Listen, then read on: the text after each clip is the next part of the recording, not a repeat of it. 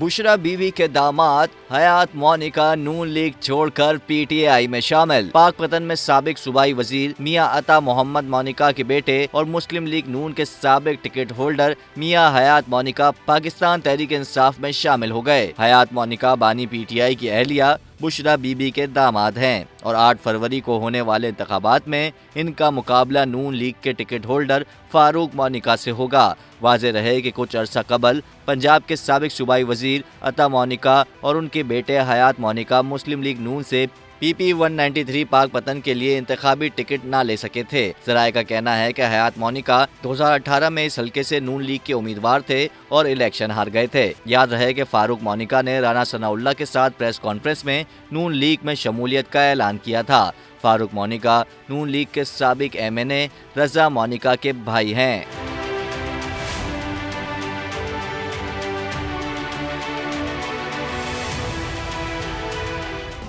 Subscribe करें और bell दबाएं ताकि कोई खबर रह न जाए।